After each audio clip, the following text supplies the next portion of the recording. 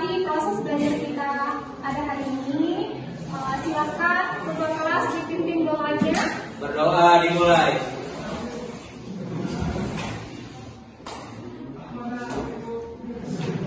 Berdoa selesai. Yang tidak hadir, ada berapa orang yang tidak hadir? 3 orang yang sakit. 3 orang yang sakit. Jadi sebelum kita mulai pelajarannya pada hari ini, coba dilihat dulu di bawah mejanya masing-masing. Itu ada sampah. Coba lihat ada sampah. Silakan diambil sampahnya. Buang ya, buang sampah ya. Bukankah rasa nasionalisme kita, rasa cinta tanah air? Maka marilah kita nyanyikan lagu nasional. Pancasila. Ada nggak yang masih ingat materi kita minggu lalu tentang apa? Bu. Ya, silakan. Sudah Pak? Substansi hak dan kewajiban warga negara dalam Pancasila adalah nilai universal karena berkaitan dengan nilai-nilai dasar yang ada di dalam Pancasila antara lain nilai ketuhanan, kemanusiaan, persatuan, kerakyatan, dan nilai keadilan. Iya, terima kasih Dapat berarti masih ingat ya materi kita minggu lalu. Materi kita minggu lalu adalah tentang substansi hak dan kewajiban warga negara dalam Pancasila. Masih ada kaitannya dengan materi kita pada hari ini, yaitu tentang kasus-kasus pelanggaran hak dan pengingkaran kewajiban warga negara. Jadi sebelum Ibu mulai materi kita pada hari ini, boleh dilihat tujuan pembelajaran kita pada hari ini. Ada 4, boleh dibaca ya? Boleh dibaca, ada 4, 1, 2, dan 4. Yang nanti yang keempat ini adalah menyajikan hasil karya. Kenapa? Hari ini model pembelajaran kita adalah tentang PJBL. Apa itu PJBL? Project Based Learning. Jadi menghasilkan produk, ya. Produknya itu nanti boleh dilihat ada pohon ilmu yang ada di depan anak ibu sekalian. Jadi sudah dibaca ya tujuan pembelajarannya. Jadi materi kita pada hari ini sudah ibu tuliskan di depan papan tulis tentang kasus-kasus pelanggaran hak dan pengingkaran kewajiban warga negara. Dan ini adalah tujuan pembelajarannya. Ya, dibaca ya, kompetensi intinya, kompetensi dasar, dan tujuan pembelajarannya. Kemudian sebelum ibu mulai, ibu mau mengadakan pretest. Apa itu pretest? Bagaimana pemahaman kalian tentang materi kita pada hari ini? Ibu mau tanya, siapa yang bisa sebutkan contoh dari pelanggaran hak?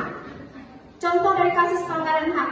Ayo, siapa yang bisa menjawab? Ya. Satu contoh atau kasus pelanggaran hak adalah seseorang anak yang tidak memperoleh pendidikan dan penghidupan yang layak. Iya, terima kasih Rika. Jawabannya.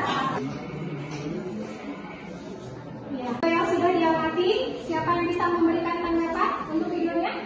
Ya, silakan Ibu. Dari video tersebut adalah contoh pengingkaran kewajiban sebagai pelajar, di mana di video tersebut seorang pelajar melanggar kewajibannya dan melanggar aturan sekolah. Iya, terima kasih Iqmal. Terima kasih untuk Iqmal. Beri aplaus ya untuk Iqmal. Kalau tidak ada yang mau bertanya, kita lanjutkan ya. Jadi dibentuk 4 kelompok. Yang sudah selesai dibagi kelompoknya kan? Sekarang ibu bagi LKPD-nya yang untuk dibahas ya.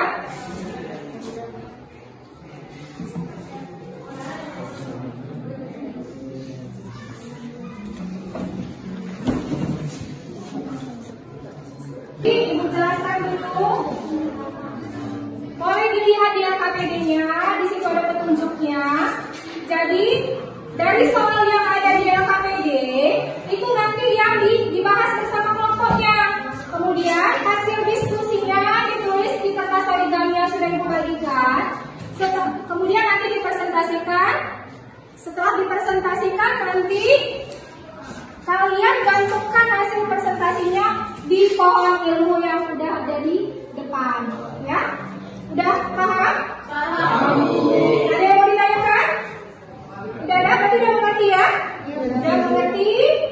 Silahkan dikerjakan. Punya 20 menit untuk mengerjakan di LKPD itu. Didiskusikan waktunya 20 menit. Silakan didiskusikan bersama kelompoknya masing-masing.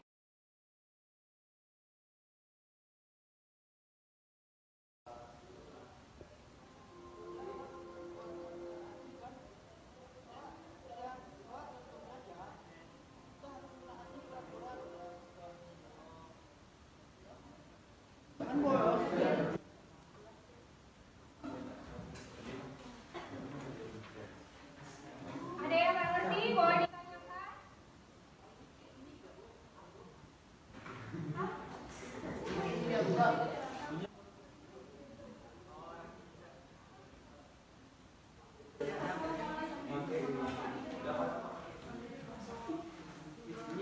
ditanyakan. Selesai? Sudah selesai diskusinya? Kelompok Bhinneka Tunggal Ika mana? Ya, silakan kelompok Bhinneka Tunggal Ika untuk mempresentasikan hasil diskusinya. Kelompok Bhinneka Tunggal Ika ingin mempresentasikan hasil kerjasama kami. Nomor 1, muara dalam kertas origami mengenai eksploitasi anak terhadap pelanggaran hak warga negara.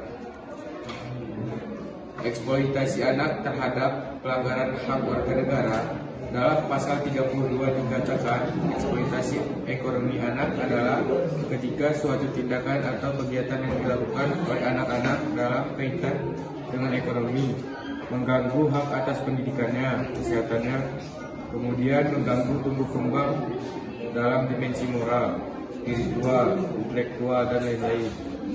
Ini adalah hasil diskusi kami. Sekian dan terima kasih.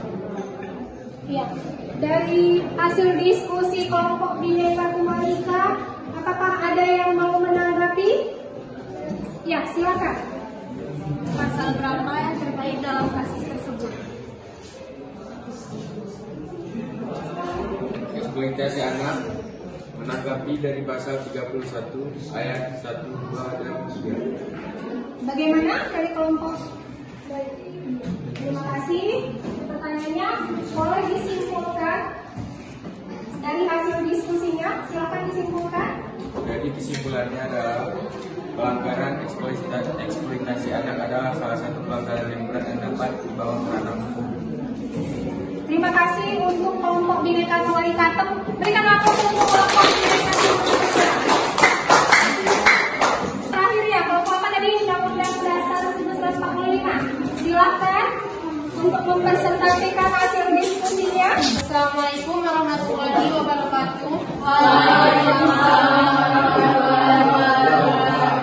Di sini kami ingin menyampaikan mengenai hasil diskusi kami yang berkaitan dengan pasal dalam Undang-Undang Dasar tahun 1945 mengenai keterkaitan antara korupsi dengan pelanggaran hak dan pengingkaran kewajiban terhadap warga negara.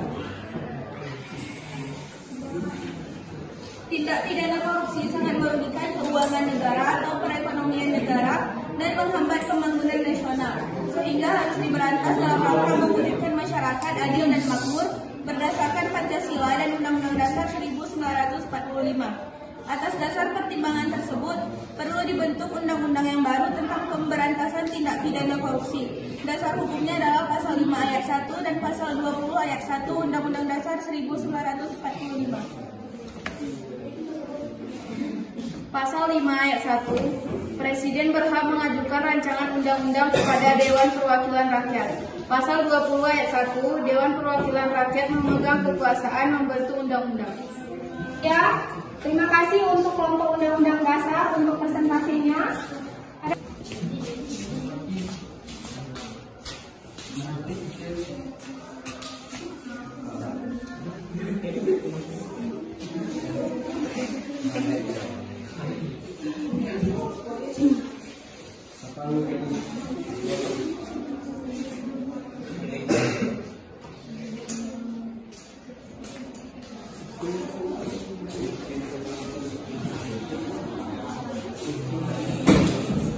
Untuk materi kita pada hari ini tentang kasus-kasus pelanggaran hak dan pengingkaran kewajiban keluarga negara, siapa yang bisa menyimpulkan?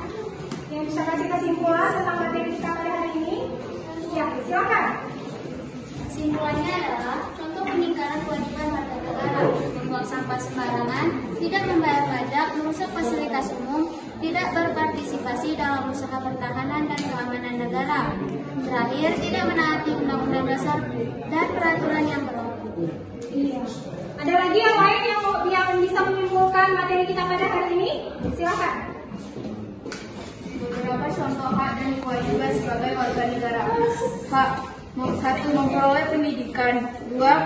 Memperoleh pekerjaan. 3. Berhak untuk hidup dan mempertahankan kehidupan. Kewajiban. 1. Membayar pajak. 2. Menjadi saksi apabila diminta dalam proses hukum. Kita pada hari ini mengenai kasus-kasus pelanggaran hak dan pelanggaran kewajiban warga negara. Sebagai seorang warga negara, kita harus tahu hak dan kewajiban kita. Laksanakan apa yang menjadi kewajiban, serta perjuangkan apa yang menjadi hak kita. Pelanggaran hak warga negara terjadi ketika warga negara tidak dapat menikmati atau memperoleh haknya sebagaimana mestinya yang ditetapkan oleh undang-undang. Pelanggaran hak warga negara merupakan akibat dari adanya pengingkaran terhadap kewajiban. Kemudian penyebab terjadinya pelanggaran hak dan pengingkaran kewajiban warga negara, yang pertama rendahnya kesadaran berbangsa dan bernegara. Yang kedua, penyalahgunaan kekuasaan. Dan yang terakhir adalah ketidaktegasan aparat penegak hukum. Materi yang kita sampaikan pada hari ini berdasarkan hasil diskusi dan proses belajar mengajar kita di dalam tujuan pembelajaran dari nomor 1 sampai nomor 4, apakah sudah tercapai? Sudah. Alhamdulillah. Jadi yang nomor 4, menyajikan dan mengevaluasi hasil proyek berupa tulisan di sebuah kertas origami, itu udah ada ya di depan ya, yang sudah anak-anak ibu gantungkan di pohon ilmu. Jadi bagaimana proses pembelajaran hari ini, menyenangkan atau tidak? Menyenangkan, Ibu. Terima kasih anak-anak ibu. Sebelumnya, apakah ada materi yang belum dimengerti atau sudah dipahami yang mau ditanyakan? Silakan, ya. Silakan Ibu. Tanya Bu, Iya. apakah golput termasuk pelanggaran hak sebagai warga negara? Iya. Apakah golput termasuk pelanggaran hak terhadap warga negara? Siapa yang bisa menjawab? Ya, silakan. Golput tidak termasuk pelanggaran hak karena memilih adalah hak setiap warga negara. Namun sebagai warga negara yang baik, kita wajib menggunakan hak pilih kita. Terima kasih untuk pertanyaan dan jawaban. Itu termasuk pelanggaran hak sebagai warga negara. Golput itu tidak termasuk pelanggaran hak. Kenapa? Karena setiap warga negara berhak untuk memilih. Tapi sebagai warga negara yang baik atau good government, kita harus memenuhi kewajiban kita untuk memilih. Kenapa kita memperoleh hak pilih? Jadi suara kita itu menentukan 5 tahun ke depan nasib bangsa Indonesia. Ya, Ibu mau memberikan post-testnya Ibu kirim melalui link Google Form yang sudah Ibu bagikan di grup WhatsApp-nya ya. Silakan dibuka Android-nya masing-masing. Situ udah ada Ibu kirimkan linknya berupa Google Form. Silakan untuk dijawab. Ibu kasih waktu 5 menit untuk menjawabnya.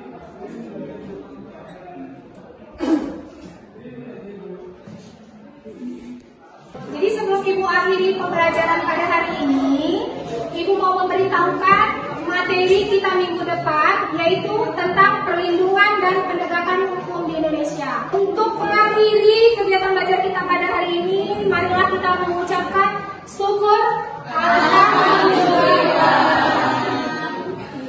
Terima kasih kepada anak-anak ibu sekalian. Ibu akhiri, wabillahi taufiq wal hidayah. Wassalamualaikum warahmatullahi wabarakatuh.